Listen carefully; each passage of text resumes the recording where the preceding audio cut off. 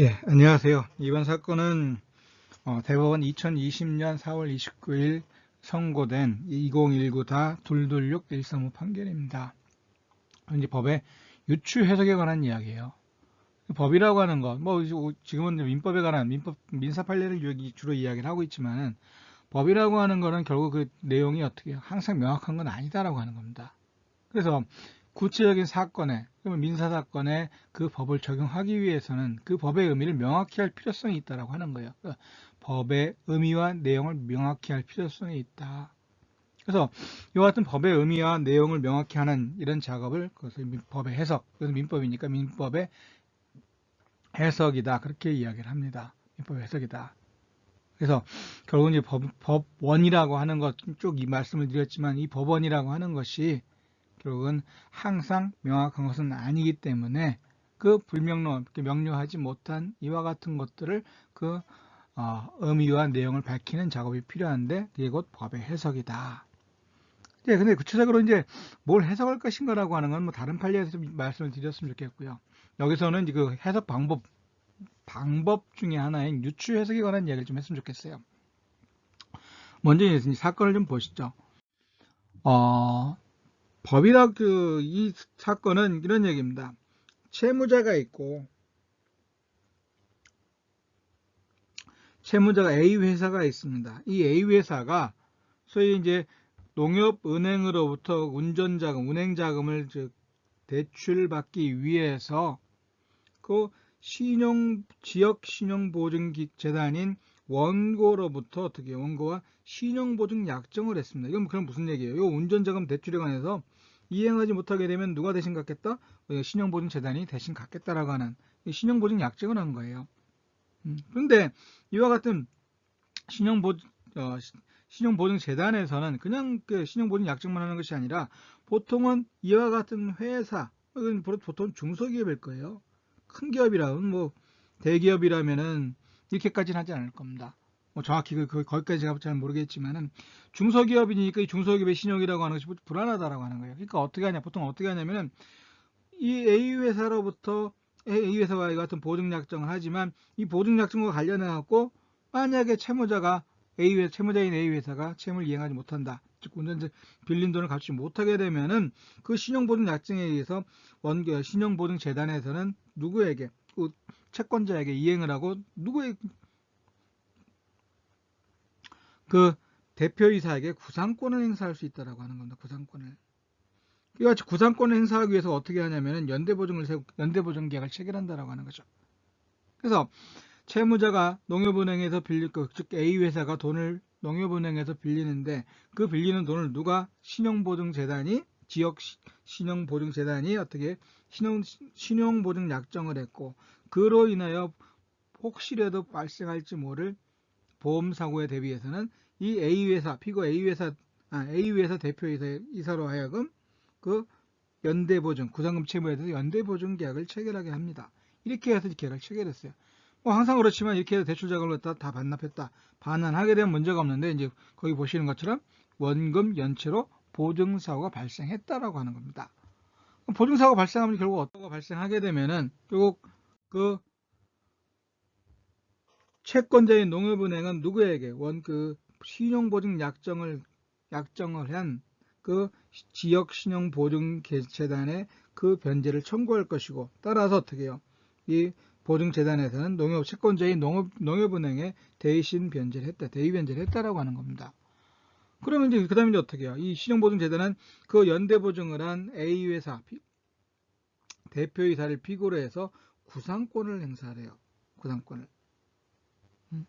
물론 이 채무자인 A 회사에 대해서도 뭐 당연히 신용보증 약정에 의해서 대위 변제를 했으니까 그에 대해서 어떻게 내놔라 상환을 청구할 수가 있는데 문제는 이 회사는 뭐 아무것도 없다라고 하는 거죠. 그래서 이와 같은 상황인데 결국 이 사건에서 이제 문제가 된 건 뭐냐면 이겁니다.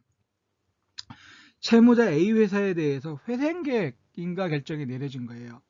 보통 회생계획 인가 결정이 내려지게 되면은 그 채무에 대해서 감면을 해주거나, 뭐 감경이죠, 감경. 감경을 해주거나 채무를 면제해 줍니다. 그래서 이와 같은 감경이나 채무의 감경이나 면제가 있게 되면은 이 채무자는 어떻게 이 채무를 변제하지 않아도 된다. 그런 얘기가 되는 거죠.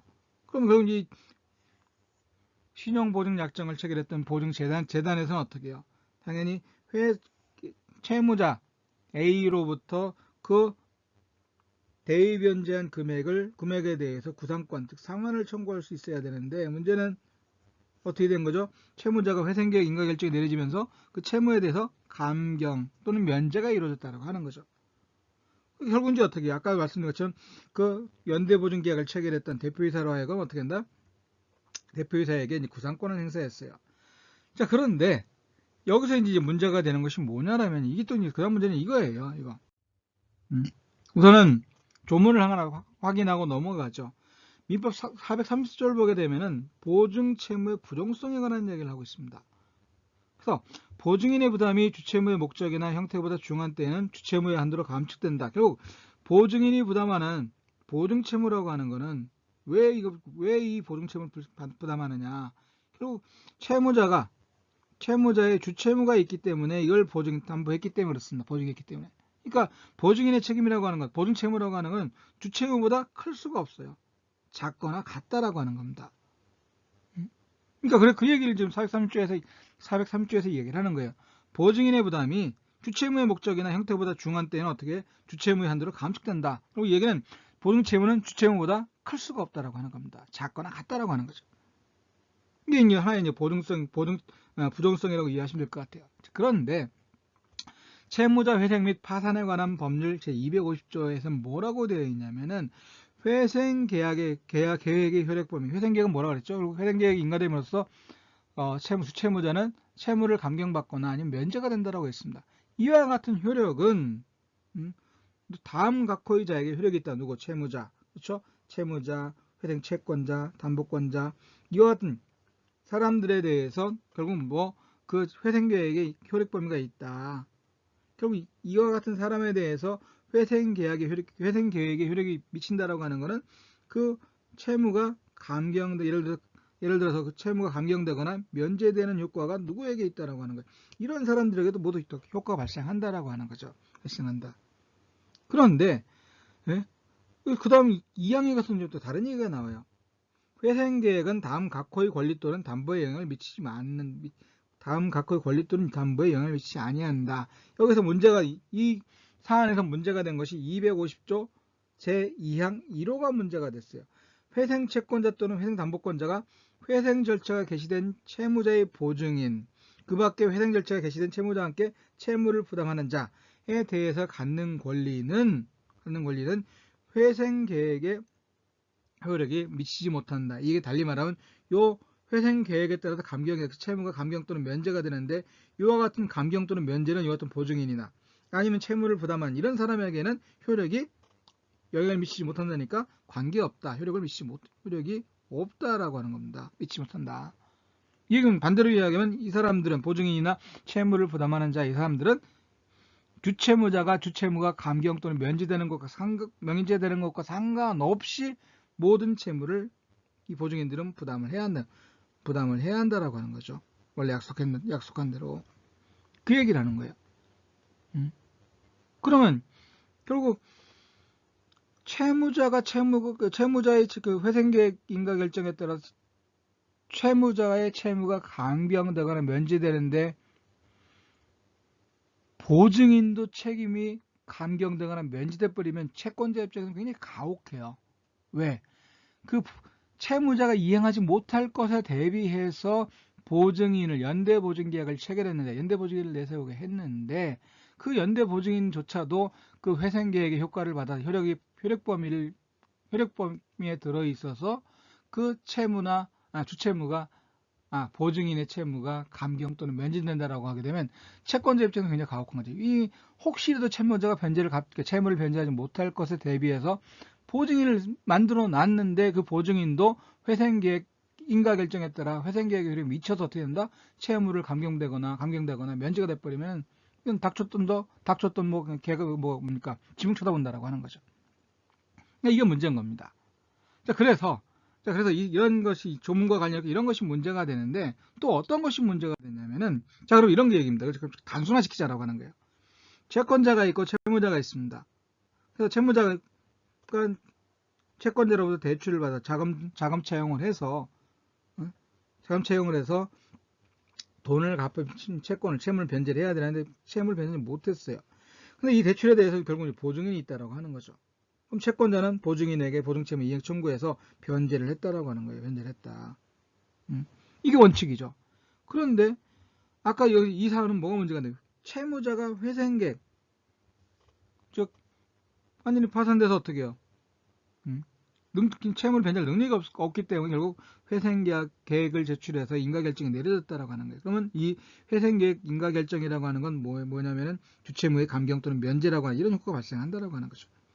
그럼 채권자가 보증채무의 이행 청구를 보증인에게 요구했을 때 보증인이 채무자가 회생계획 인가결정에 따라서 채무가 감경 또는 면제가 됐으니까 보증인이 나도 어떻게 된다? 그 범위 내로 줄어든다 이렇게 주장할 수 있느냐라고 하는 거예요. 이건 왜? 아까 430조에서 이야기됐던 뭐죠? 보증채무의 부정성이라고 하는 겁니다. 보증인은 주채무자보다 어떻게 해요? 더 무거운 책임을 질 수가 없다라고 하는 거예요. 주채무의 범위 내로 보증채무의 책임은 한정이 된다라고 하는 겁니다. 그렇기 때문에 결국 주채무자가 회생계획 인가결정에 따라서 채무가 감경되거나 면제가 되면 이 내용은 결국 보증인에도 효과가 부정성에 따라서 보증채무 부정성에 따라서 보증인에도 효과가 있어야 되는 것 아니냐. 따라서 다 못 주겠다 이렇게 돼버리는 거죠. 채권자에게. 자, 그러면 이 얘기가 되는 것인데 그러니까 아까 이 250조 250조 2항 1호의 취지는 뭐였냐면은 채무자가 이래왔지 회생계획 인가결정에 따라서 채무가 감경 면제가 되면은 채권자 입장에선 혹시 채무를 반환하지 못할 것을 변제하지 않을 것을 대비해서 보증인을 내세우는 이와 같은 보호장치까지 해놨는데 이 보증인도 요 효력을 받게 된다라고 하게 되면은 채권자 입장은 채무자로부터 받을 수 없고 또 안전장치로 만들어놨던 보증인으로부터도 채권의 만족을 얻을 수 없다. 이런 결과가 되는 겁니다. 그래서 어떻게 해요? 그래서 아까 250조, 그래서 250조 2항에서 얘기하는 그 1호 예외 규정을 두고 있다라고 하는 거예요. 예외 규정을 두고 있다. 그런데, 자, 그러면은, 이런 경우에 계속해서 보자면은요. 자, 이 사안을 갖다 여기 앞에 그림에다 대입을 하자라고 하는 거예요. 지금 원고가 뭐 지역 신용, 이건 뭐 지역이라고 해서 그건 뭐 지역 이름이 아니라 그냥 이 신용보증재단 자체가 지역 신용보증재단이라고 하는 겁니다. 그래서 결국 그 신용보증기 약정에 따라서 농협은행의 채무를 대위 변제를 했고 누구에게? 결국 이제 피고인 A회사 대표이사에게 그 보증채무의 이행을 청구를 했다라고 하는 겁니다. 이게 원고였고 대출받은 건 A회사죠. 채무자는. 그러면 이 A회사의 대표이사인 피고, 즉 피고는 보증채무의 이행 청구를 받았는데 여기서 어떻게 해요? 채무자인 A회사가 회생계획 인가결정을 받았으니까 주채무가 감경되거나 면제되는데 이 주채무 감경 또는 면제라고 하는 것이 A회사 대표이사도 과연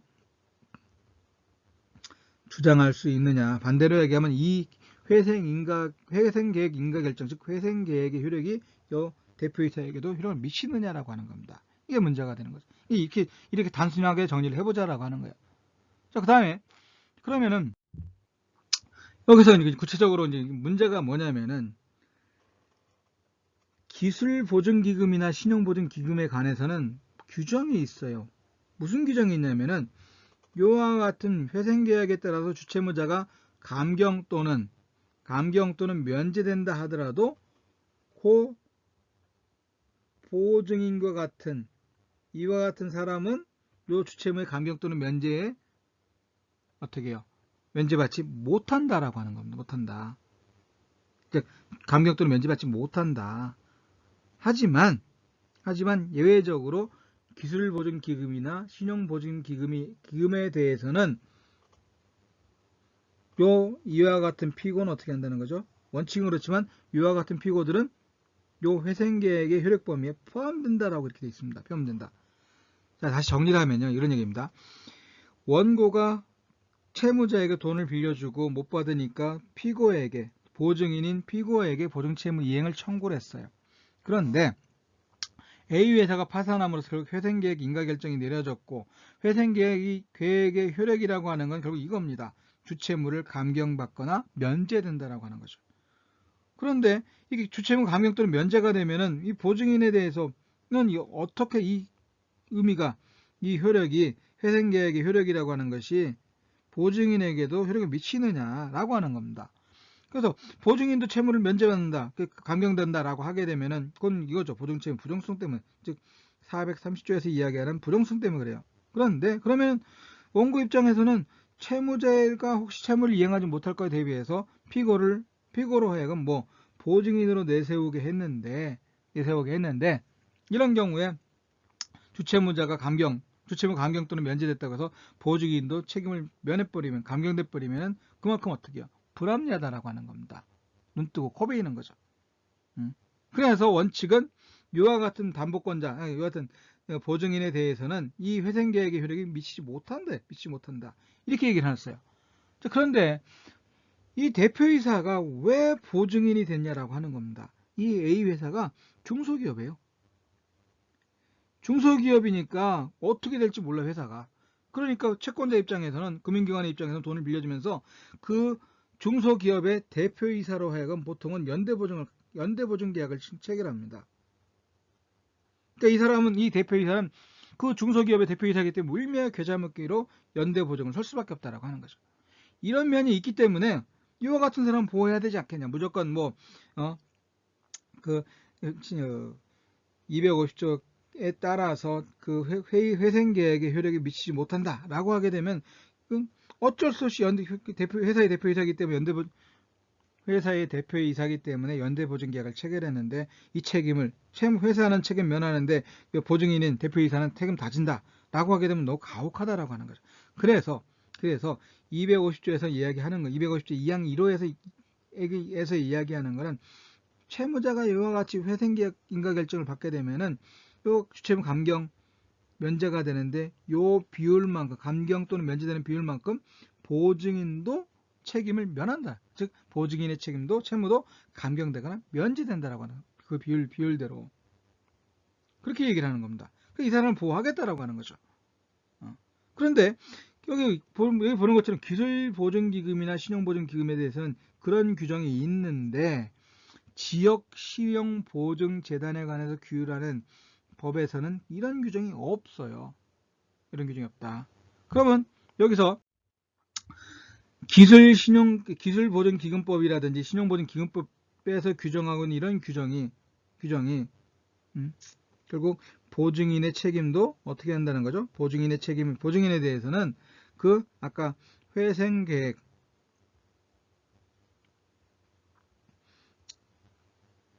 회생계획의 효력이 원칙적으로는 효력이 미치는데 예외적으로 요 규정에 의해서 요 같은 기술보증기금이나 신용보증기금, 요 같은 기금에 의해, 기금이 뭐죠? 채권자이거나 담보권자인 경우에는 이 보증인에 대해서 어떻게 해요? 회생계획의 효력이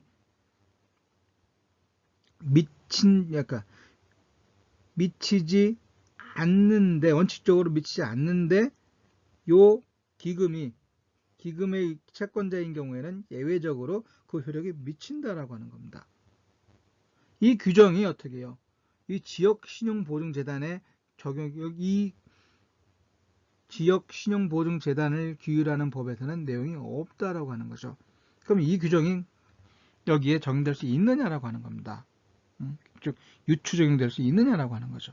자, 그래서 다시 한번 규정을 보게 되면요, 채무자 회생 및 파산에 관한 법률 250조에서 회생계획은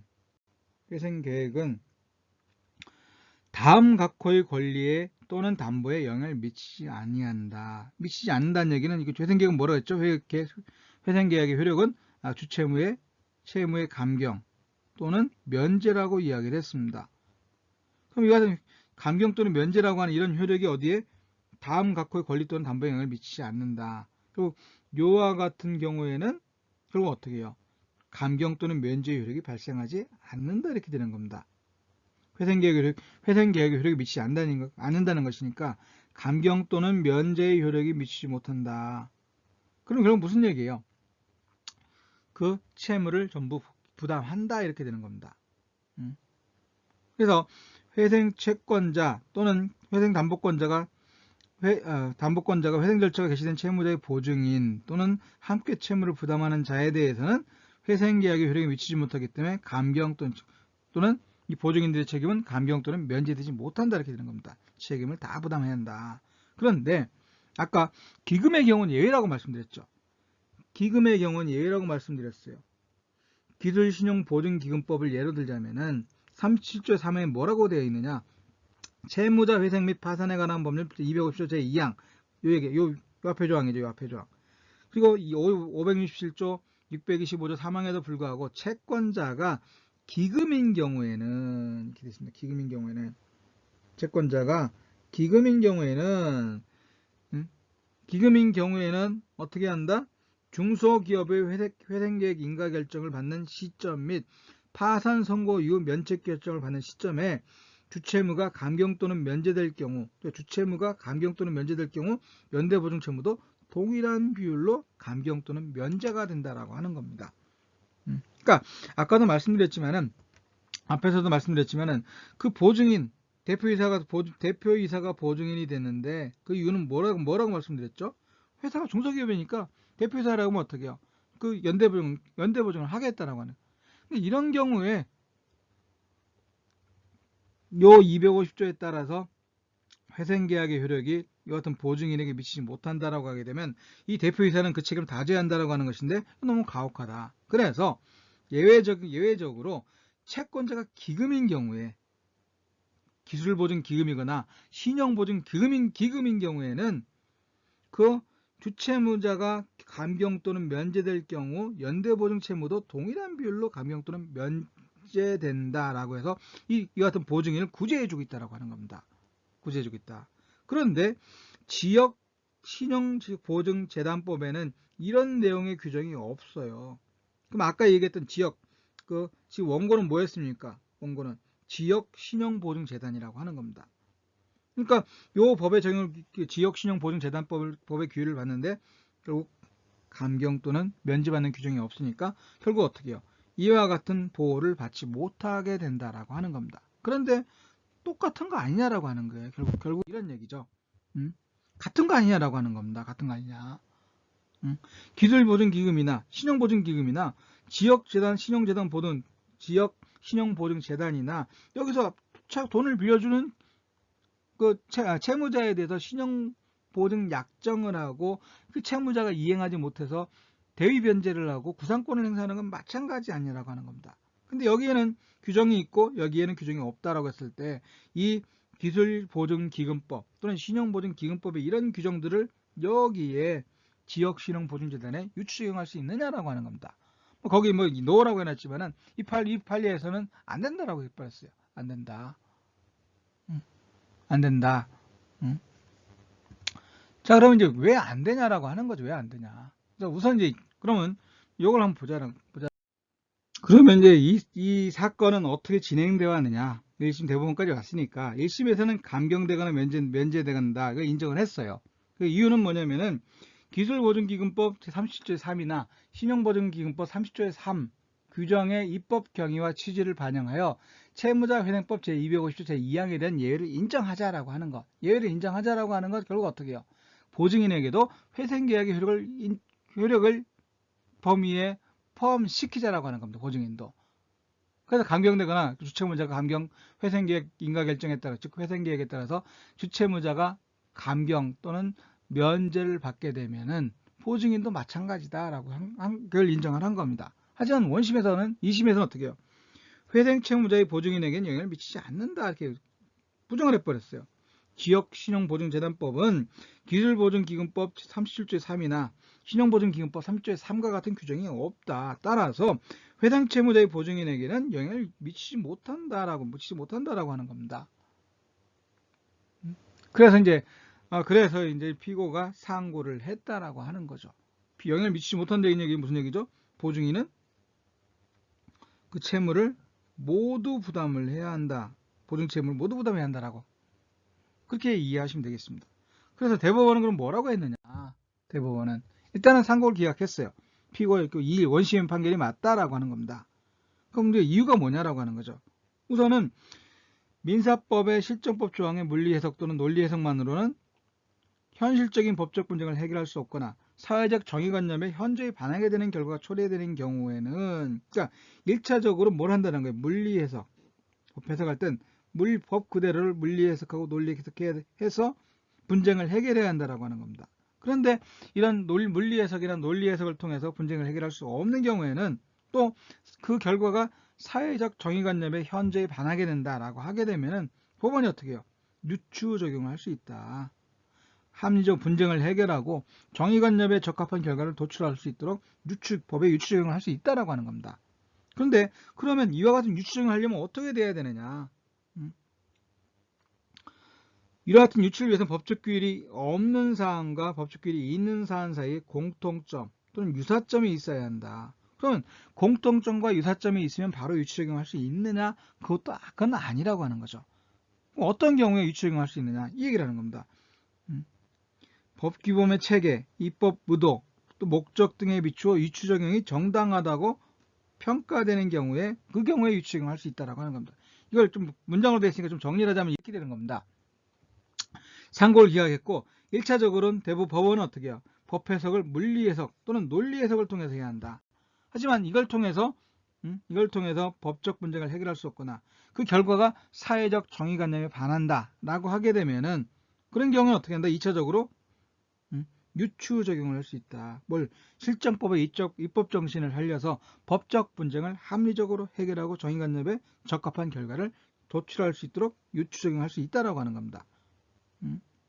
결국 1차적으로 분쟁 해결은 문제는 물리 해석, 논리 해석으로 통해서 해결을 하고 그 해결을 도모했으나 그 분쟁을 해결할 수 없거나 그 결과가 사회적 정의관념에 반한다라고 하게 되면 그때는 유추 적용할 수 있다라고 하는 겁니다. 그럼 유추 적용이 뭐냐라고 하는 거죠. 유추 적용이 뭐냐?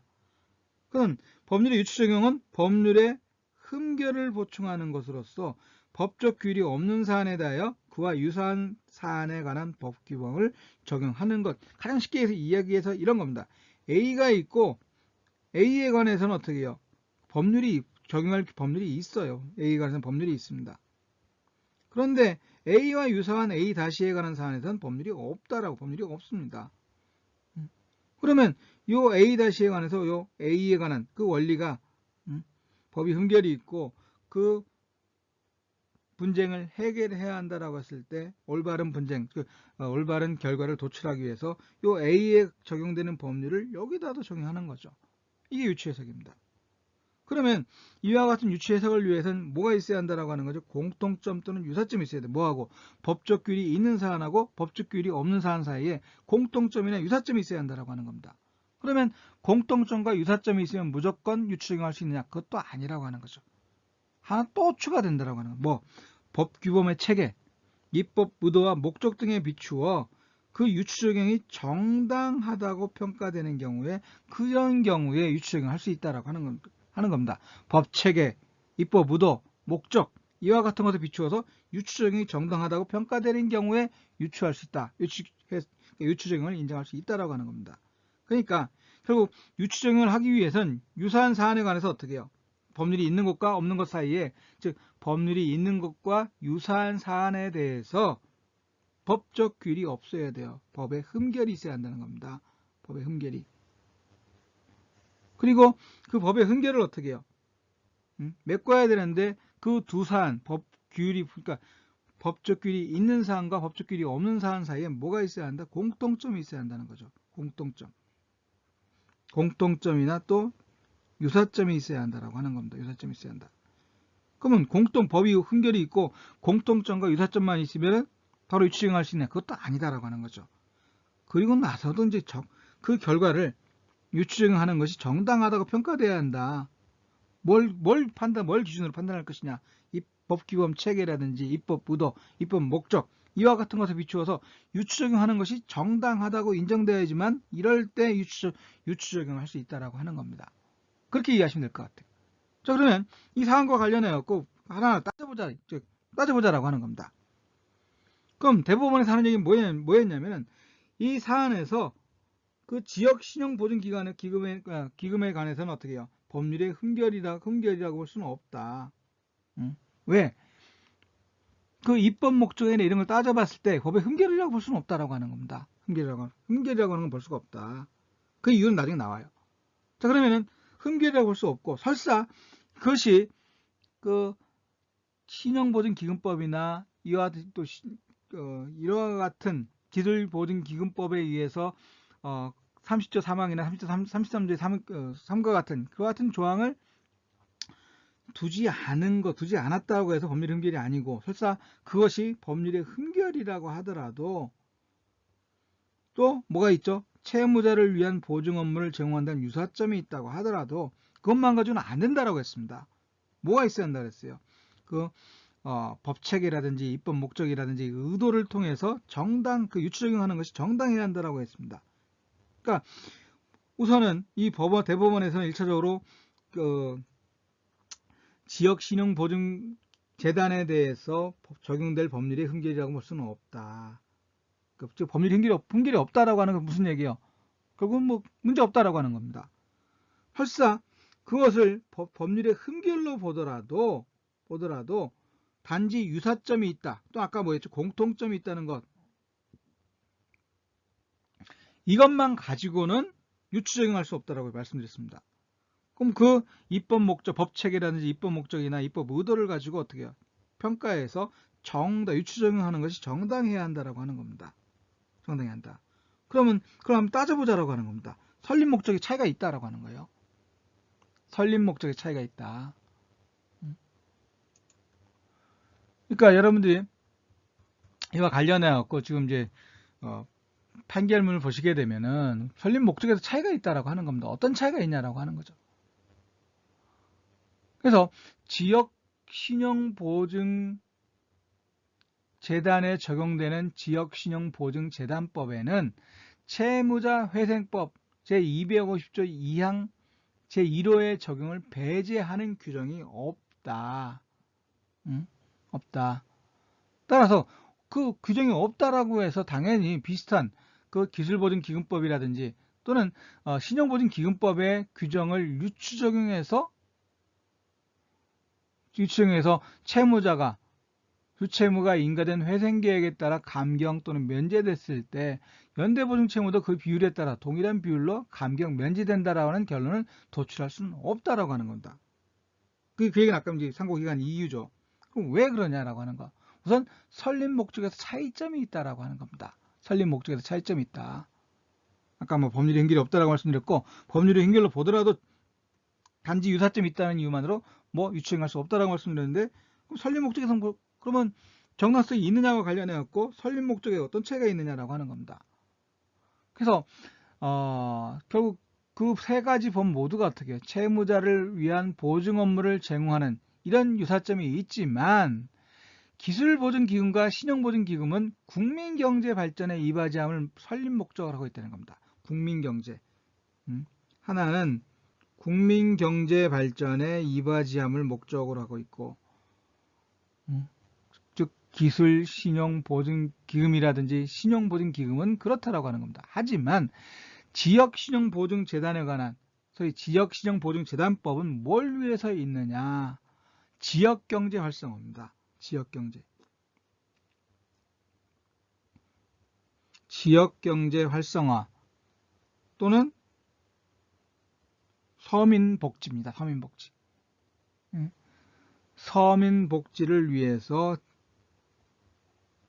복리를 위해서 지역신용보증재단법을 두고 있다라고 하는 겁니다. 그러니까 두 개의 목적이 틀리다라고 하는 거예요.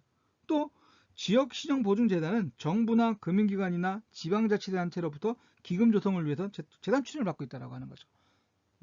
재원도 어떻게 해요? 기술보증기금과 신용보증기금과 달리 어떻게 해요? 지역신용보증재단은 그 정부, 금융기관 또는 지방자치단체로부터 기금 조성을 위해서 출연을 받고 있다라고 하는 겁니다. 출연을 받고 있다. 그 원조 보조가 있다라고 하는 거예요. 그리고 보증한도에서 차이가 있습니다. 지역신용보증재단은 한도가 보증한도가 8억 원이에요. 하지만 기술보증기금이나 신용보증기금 같은 경우는 한도가 30억입니다. 30억과 10억 차이가 있다고 하는 거죠. 이처럼 결국은 설립 목적이나 재원이라든지 이런 것을 보게 되면은 또 한도액이라든지 보면 차이가 있다라고 하는 거죠. 차이가 있다. 그렇다면은 이런 차이에 비추어 봤을 때, 이런 사정에 비추어 봤을 때 결국 지역 신용보증재단이 채권자인 경우에는 어떻게 한다는 거죠? 기술보증기금법 37조의 3, 신용보증기금법 30조의 3을 유추 적용하는 것이 정당하다고 볼 수가 없다라고 하는 겁니다. 정당하다고 볼 수가 없다. 그렇게 이해하시면 될 것 같아요. 그러니까 이 사건에서 이제 결국 이제 그래서 대법원은 상고를 기각해서 원심 판단이 옳다라고 했는데, 결국 이 사건에서 이제 중요한 건 뭐냐면은 유추 적용을 할 것이냐라고 하는 거. 유추 적용. 어떠한 경우에 유추 적용을 할 것이냐. 그래서 유추 적용하기 위해서는 법률에 흠결이 있어야 한다. 기본적으로는 법률에 흠결이 있어야 한다. 그래서 어떻게 해요? 그 결론이 분쟁을 해결하지 못하거나 올바른 정당한 공평한 그런 결과가 이르지 못할 경우에 유추 해석을 할 수 있다고 하는 겁니다. 그러면 A라는 사안과 B라는 사안이 서로 유사하면 아까 공통점이나 유사점이 있어야 한다라고 말씀을 드렸습니다. 그럼 유사점만 있으면 요 공통점, 법률에 흠결이 있고 그 A하고 두 가지 사안에 대해서 공통점과 유사점이 있다라고 하면 유추 적용할 수 있느냐? 그것도 아니라고 그랬어요. 그럼 그 유추 적용하는 것이 어떻게 정당해야 한다라고 하는 겁니다. 정당해야 한다. 정당하기 위해서는 어떤 걸 판단한다? 그 법 체계. 또 어떻게 해요? 입법 의도. 또 입법 목적을 고려해서 그것이 정당한지, 유추 적용하는 것이 정당한지를 판단해야 한다라고 하는데, 이 사안에선 설립 목적이나 재원이라든지 보증 한도액을 기준으로 보니까 어떻게 해요?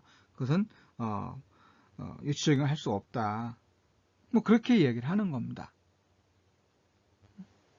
그래서 유추 적용할 수 있는 요건에 관한 이야기를 이 사건에서는 잠깐 살펴봤다라고 하는 것이고요. 그리고 이제 법의 해석과 목적에 대해서는 뭐 다른 기회에 또 말씀을 드리도록 하겠습니다. 구독과 좋아요 눌러주시면 굉장히 감사하겠습니다. 이상 마치겠습니다.